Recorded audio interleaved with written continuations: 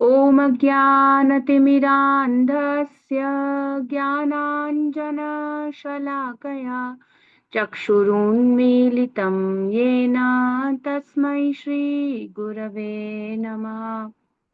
श्रीचैतन्यमनोभीष्टं स्थापितं येन भूतले स्वयं रूपः कदा मह्यं ददाति स्वपदान्तिकं। वन्देऽहं श्रीगुरोः श्रीयुतपदकमलं श्रीगुरून् वैष्णवांश्च श्रीरूपं साग्रजातं सहगण रघुनाथान्वितं तं सजीवं साद्वैतं सावधूतं परिजन सहितं कृष्ण चैतन्य देवं श्रीराधा कृष्ण पादान् सहगण ललिता श्री विशाखान्वितांश्च नमः। ॐ विष्णुपादाय कृष्णप्रेष्ठाय भूतले श्रीमते भक्तिवेदान्त स्वामिन्निति नामिने नमस्ते सारस्वते देवे गौरवाणी प्रचारिणे निर्विशेष शून्यवादी पाश्चात्य देशतारिणे जय श्री कृष्ण चैतन्य प्रभु नित्यानंद श्री अद्वैत गदाधर श्रीवासादि गौर भक्त वृंद। हरे कृष्ण कृष्ण कृष्ण हरे हरे, हरे राम राम राम हरे हरे। मुखं करोति वाचालं पङ्गुं लङ्घयते गिरिं यत्कृपातमहं वन्दे श्रीगुरुं दीनतारणं श्रीचैतन्य ईश्वरं परमानन्दमाधवम्। ॐ नमो भगवते नरसिंहाय नमस्ते जस्ते आविराविर्भव वज्रनखा वज्रदंष्ट्र कर्माशयान् रन्धय तमो ग्रस ॐ स्वाहा अभयमभयमात्मनि भूयिष्ठ ॐ श्रौं। तो श्रीमद् भगवद गीता अध्याय 8 भगवत प्राप्ति अटेनिंग द सुप्रीम, और हमारा श्लोक संख्या है 20। तो ये जो 20वें और आगे 21वें नंबर के श्लोक हैं, ये क्या बताएंगे? भगवान के दिव्य धाम के बारे में, है ना। भगवान के दिव्य धाम का वर्णन। उससे पहले बताया दुखालयम शाश्वतम, फिर भगवान ने बताया कैसे दुखालयम शाश्वतम है। पूरा प्रोसीजर कृष्णा ने एक्सप्लेन किया, एक एक गणना करके सब बता दिया। ब्रह्मा जी से लेकर के निम्न लोकों तक की भी गणना, है ना, सबकी गणना कर दी भगवान ने। दिन और रात के बारे में बता दिया, पूरे संसार की प्रलय और सारी स्थितियों के बारे में भी बता दिया। और अब भगवान बता रहे हैं, तो जो श्लोका था दुखालयम अशाश्वतम, उसकी जो सेकंड लाइन थी नाप्नुबन्ति महात्मानः संसिद्धिम परमाम गतः। लेकिन जो महात्मा जन होते हैं, जो भक्ति योग स्वीकार करते हैं, वो परम गति को प्राप्त कर लेते हैं। उन्हें ना आपनुवंती, यहाँ नहीं आना पड़ता इस भौतिक संसार में ना। तो अब उसको बता रहे हैं उन लोगों को क्या प्राप्त होता है।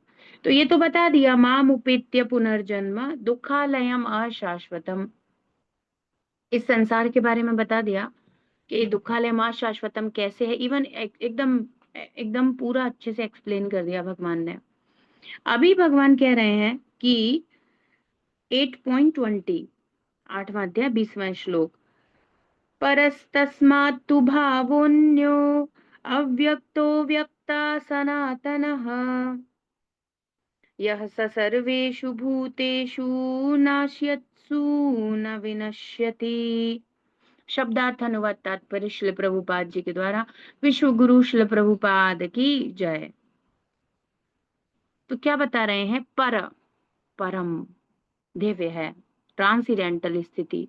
तो यहां से तो ऊपर की बात हो गई। तस्मात, उस, तू लेकिन, भाव, उस अन्य प्रकृति को समझने की कोशिश करो। वो कौन सी प्रकृति है? भगवान कह रहे हैं एक अन्य मेरी दूसरी कौन सी, परम या परा प्रकृति। तो पहले बताए थे 7th चैप्टर में भगवान, अपरये मितस्त्वन्याम प्रकृतिम विद्धि में पराम जीवभूताम महाबाहो येदम धार्यते जगत। तो आपको बताया था 7.4 में क्या है, बहिरंगा शक्ति के बारे में बताया है।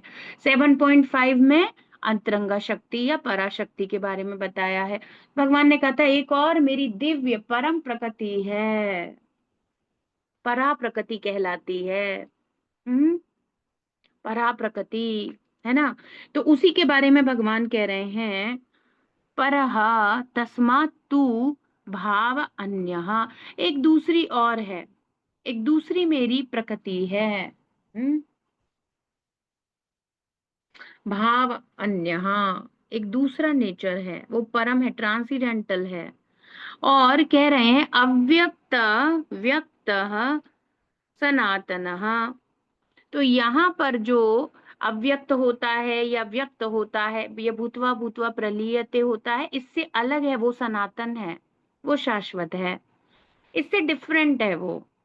अव्यक्त और व्यक्त की ये जो प्रोसेस भूतवा भूतवा प्रलीयते से टोटली अलग है। भूत ग्राम एवायम भूतवा भूतवा प्रलीयते, टोटली डिफरेंट है। और यहाँ पे क्या हो रहा था, रात्रिया गमे अवशः, विदाउट एनी कंट्रोल, अवश, कोई वश नहीं रहता, असहायवत जीव को क्या करना पड़ता है, प्रलय इत्यादि पीड़ाओं से जाना पड़ता है। तो एक अन्य सुंदर दिव्य स्थिति है जहां पर व्यक्त अव्यक्त नहीं होना है, वो हमेशा सनातन है, वो कुछ नष्ट इत्यादि उसमें कोई परिवर्तन ही नहीं आता, है ना, उसमें कोई परिवर्तन नहीं आता। जातस्य ही ध्रुवम मृत्यु, जिसका जन्म हुआ है, जो मैटर का जो कुछ भी है ना, जो कुछ भी यहाँ जो दिख रहा है, जो कुछ भी बनाया गया है, जो कुछ भी का जन्म हुआ है, वो क्या है, ध्रुवम, उसकी मृत्यु निश्चित है, ध्रुवम है, टल नहीं सकता। तो मैटर सब कुछ डिके होता है, कल भी हम इसी के बारे में बात कर रहे थे। मैटर का प्रोसेस ही डिके होना है, हर क्षण जो कुछ भी आप देख रहे हैं वो क्षय या विनाश की ओर ही जा रहा है, पर इस दृष्टि से हम देखते नहीं हैं, बस यही अंतर है। ये शरीर या कुछ भी देख लो, खाने की चीजें, मकान, घर, कुछ भी ले लो, एवरीथिंग विच इज क्रिएटेड, यहाँ पर जो कुछ भी किया जा रहा है वो सब कुछ नष्ट ही होने के लिए किया जा रहा है। तो उस प्रकार के भरसक और बहुत ही हैवी, प्रभुपाद कहते हैं हैवी हैवी मैकेनिकल इंडस्ट्रीज में वर्क कर रहे हैं, दिन रात मेहनत कर रहे हैं, इतना ओवरलोडिंग हो रहा है मनुष्य जीवन का, ऐसे करने की जरूरत नहीं है, ये सब कुछ जीरो होने वाला है। तो फिर क्या, एक वो वाली बात है कि सब कुछ शून्य में समाहित हो जाएगा, तो फिर हम, नहीं, वो वाली बात नहीं है। मैटर से रिलेटेड अपने आप को अलग देखना, परतस्त तू, वो परम, उस दिव्य अवस्था को समझना, अपनी स्थिति को समझना, अपने स्वरूप को समझना, भक्ति योग करना, उसके लिए कहा जा रहा है ना। यहाँ पर ऐसे नहीं कहा जा रहा कि कोई होप नहीं है, मैटीरियल वर्ल्ड में सुख की आशा नहीं है, पर ऐसा नहीं है कि कहीं भी आशा नहीं है। आध्यात्मिक जगत है, भक्ति योग है, पूरी आशा है अपने सच्चिदानंद स्वरूप को प्राप्त करने की, जन्म मृत्यु जरा व्याधि इन 4 दुखों से बाहर निकलने की, है ना। तो कह रहे हैं उसमें ये व्यक्त अव्यक्त नहीं होता, वो तो इटर्नल रहती है ना। फिर भगवान कह रहे हैं यह स सर्वेषु भूतेषु नाशयत्सु न विनश्यति, कभी भी विनिष्ट नहीं होती, क्योंकि उसकी तो उत्पत्ति इस प्रकार से, क्रिएशन ये सब नहीं है, वो कब से, अनादिकाल से, गोविंदम आदि पुरुषम है, वो तब से उनका आध्यात्मिक जगत सब कुछ है। और जीव की उत्पत्ति कब हुई, तभी से हुई, सब कुछ तभी से है। वो सब का कोई डेट या कोई टाइम या कुछ नहीं है, अनादि का अर्थ है अनादि। अब एक्चुअली हमारी कैलकुलेशन में हम सोचते हैं कि कोई कैलकुलेशन होगी, क्योंकि हमारी मैटेरियल ही कंसेप्ट है सारे, और मैटेरियल अर्थमेटिक्स और इस भौतिक संसार के आंकड़ों को हम अप्लाई करना चाहते हैं, पर ऐसा नहीं होता। अचिंत्य है तो अचिंत्य है, उसे वैसे ही स्वीकार करना होता है। हम्म। तो भगवान कह रहे हैं वो कभी विनिष्ट नहीं होती। और ये जितने भी सारे, जितने भी जीव हैं, हम्म, ये जो जीव हैं, ये पराशक्ति, हम बेसिकली भगवान की पराशक्ति ही हैं। तो ये जो जीव हैं, ये सब उस अगर पराशक्ति के संरक्षण में आ जाएंगे तो वैसे भी उस आत्मा का कुछ बिगड़ता नहीं है, पर ये अव्यक्त और व्यक्त अवस्था और ये जो भूतवा भूतवा प्रलयते के चक्र में जाना है, ये स्टॉप हो जाएगा, ये स्टॉप हो जाएगा। तो एक ऐसी अन्य दिव्य प्रकृति है जो सनातन है, जिसका कभी कुछ नहीं बिगड़ता, है ना। तो कह रहे हैं इसके अतिरिक्त एक अन्य अव्यय प्रकृति है जो शाश्वत है और इस व्यक्त तथा अव्यक्त पदार्थ से परे है। यह परा या श्रेष्ठ और कभी ना नाश होने वाली है। जब इस संसार में सब कुछ लय हो जाता है तब भी उसका नाश नहीं होता। हम्म तो यह सह सर्वेषु, यहाँ पर जो कुछ भी है, भूतेषु, अब कितनी बड़ी दिक्कत है, इंग्लिश में एकदम प्रॉपर दे रखा है मैनिफेस्टेशन, और यहाँ पर भूतेषु को जीव कर दिया। इसीलिए मैं कह रही थी कि जीव के बारे में क्यों बता रहे हैं, अभी तो प्रकृति के बारे में बता रहे थे।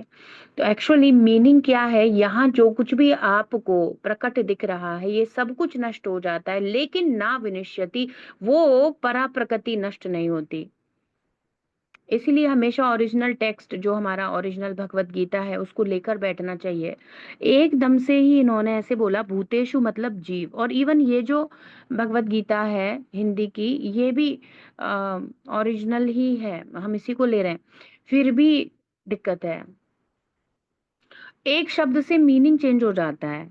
एकदम से जीव के बारे में यहाँ लिख दिया, भूतेषु को जीव लिखा है, जबकि ये गलत है। भूतेषु मतलब मैनिफेस्टेशन कह रहे हैं प्रभुपाद, प्रकृति की ही बात कर रहे हैं। तो कह रहे हैं यह सब जो कुछ भी दिख रहा है, और हिंदी के अर्थ के हिसाब से देखें तो कह रहे हैं यहाँ जितने भी जीव हैं, अंतर हो गया, बहुत अंतर हो गया। और तभी तो अनुवाद में कहीं भी जीव का नाम नहीं लिया जा रहा है, प्रकृति के बारे में ही बता रहे हैं। कितना कंफ्यूजन क्रिएट हो सकता है।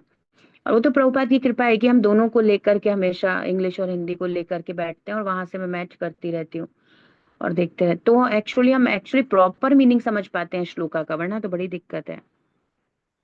ये वाला जो है माता जी, हाँ, जो मैं शेयर कर रही हूँ स्क्रीन पर, बाकी में तो बहुत सारे चेंजेस हैं जो अब भगवत गीता हम लोगों को प्राप्त हो रही है ना, उसमें बहुत सारे चेंजेस हैं।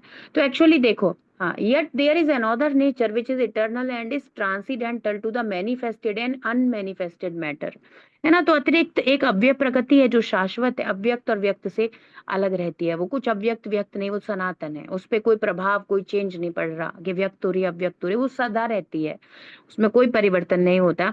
यह इट इज सुप्रीम, ये परा है, and it is never annihilated, और कभी नाश नहीं होती। अब देखिए when all in this word is annihilated, और यहाँ क्या कह रहे हैं, जीव कह दिया गया, कितना बड़ा मिस्टेक किया गया है ये। जीव के बारे में बात ही नहीं हो रही, अपरा प्रकृति और परा प्रकृति का कंपैरिजन हो रहा है, और परा प्रकृति के बारे में भगवान बता रहे हैं, अपने आध्यात्मिक जगत, अपनी आध्यात्मिक शक्ति के बारे में बता रहे हैं। और एक वर्ड इन्होंने गलत लिख दिया, भूतेषु को जीव लिखा है, जबकि भूतेषु का अर्थ है मैनिफेस्टेशन, इस संसार की ही बात कर रहे हैं। तो यहाँ जो सब कुछ भी जो आपको प्रदर्शित हो रहा है, नाश्यस ना नाश्यत्सु ना विनश्यति, इन सब का विनाश भी हो जाएगा क्योंकि ये मेटीरियल मैनिफेस्टेशन है, पर उस परा प्रकृति का कुछ नहीं होता, वो अव्यय रहती है। तो जब इस संसार में सब कुछ लय हो जाएगा तब भी उसका नाश नहीं होगा, तब भी उसका नाश नहीं होगा। तात्पर्य में प्रभुपाद कह रहे हैं कि भगवान श्री कृष्ण की पराशक्ति दिव्य और शाश्वत है, शाश्वत है, कोई चेंज भी नहीं है, उसमें कुछ नहीं होता, अपरिवर्तनशील है और दिव्य है। अब दिव्य है कहने से ही समझ में आता है कि उस उसकी जो अंडरस्टैंडिंग है या उसका जो तरीका है या वो जो है, उसको हम अपने भौतिक कंक्लूजन से नहीं समझ सकते, क्योंकि परम है, हमारी सोच से परे है, दिव्य स्थिति में स्थित है, उसके बारे में केवल शास्त्रों से समझा जा सकता है ना। तो कह रहे हैं यह उस भौतिक प्रकृति के समस्त परिवर्तनों से परे है जो ब्रह्मा जी के दिन के समय व्यक्त और रात्रि के समय विनिष्ट हो जाती है। तो ऐसी एक सुंदर अवस्था है। तो अब जब हमने पढ़ा दुखालयम शाश्वतम, तो जीव सोचेगा अरे इतनी दिक्कत है तो हमारा तो शायद कुछ नहीं हो सकता। तो भगवान कह रहे हैं नहीं, ऐसा नहीं है कि कोई होप नहीं है, होप है। आध्यात्मिक जगत आ जाओ, घर वापस आ जाओ, जहां से तुम बिलोंग करते हो, समझो अपनी स्थिति को, और एक सुंदर अवस्था को स्वीकार करो जो तुम्हें दी गई है ना। तो भगवान कह रहे हैं ऐसी बात नहीं है कि कभी भी हैप्पीनेस नहीं है, या कभी भी कुछ भी, है ना, फॉरएवर नहीं है, ऐसी बात नहीं है। ऐसा है, तुम उसके बारे में बस जानते नहीं हो। और भगवान ने 7वें अध्याय में भी बताया और 8वें अध्याय में भी और अच्छे से भगवान बता रहे हैं।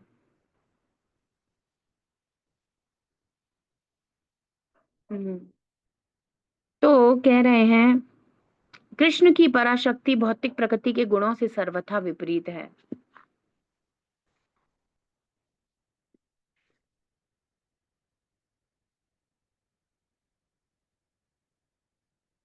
इसमें ठीक है।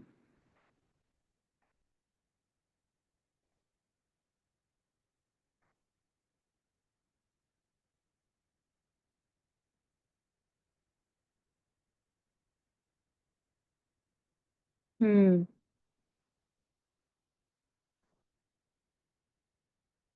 ठीक है। हम्म। तो भगवान के तो यहाँ पे प्रभुपाद बता रहे हैं कृष्ण की पराशक्ति भौतिक प्रकृति के गुणों से सर्वथा विपरीत है। परा तथा अपरा प्रकृति की व्याख्या 7वें अध्याय में हुई है। भगवान की जो परा शक्ति है बिल्कुल अलग काम करती है, बिल्कुल अलग है। एक्चुअली वास्तविकता में कहें तो वो ही एकमात्र है। ये तो अब करना पड़ा है व्यवस्था, ये तो एक दूसरी व्यवस्था, वो ही थी, वो ही व्यवस्था है। पर अब ये तो कुछ मैनेज करने के लिए जीवों की जो इच्छाएं हैं वो उनकी पूर्तियां नहीं हो रही, उन्हें कुछ अपने तरीके से भोग करने हैं, उन्हें भगवान के विस्मरण में जाना है, कुछ अपना अलग स्वामित्व स्थापित करना है ना। इसके लिए ये सब चल रहा है, तो ये उसके बिल्कुल अपोजिट काम करती है। पर तथा अपरा इनकी व्याख्या 7वें अध्याय में तो 7.4 एंड 7.5 में दोनों शक्तियों के बारे में बताया गया है। इवन परपोर्ट से भी बहुत अच्छे से हमें एक्सप्लेन प्रभुपात कर दिए हैं, तो वहां से भी यदि किसी ने अभी ही क्लास लेना शुरू किया है और 7 चैप्टर मिस हुआ है तो आज इस श्लोक को समझने के लिए 7वें अध्याय का चौथा और 5वां श्लोक का अध्ययन करिएगा और उसका परपोर्ट पढ़िए और आपको अच्छे से एक्सप्लेन हो जाएगा किन शक्तियों के बारे में बात की जा रही है ना। ये सुंदर अवस्था तो एक बहुत सुंदर रास्ता है एक और। ऐसा नहीं है सब कुछ दुख ही है, भगवान बता रहे हैं सुख का भी मार्ग है और एकदम सुखम आत्यंतिकम अल्टीमेट हैप्पीनेस का एक रास्ता है। अब जो 21 है उसको हम कर लेंगे। हाँ। श्रीमद् भगवद गीता भगवद वाणी की जय, विश्व गुरु शिल प्रभुपाद की जय, श्री श्री राधा वृंदावन चंद्र भगवान की जय।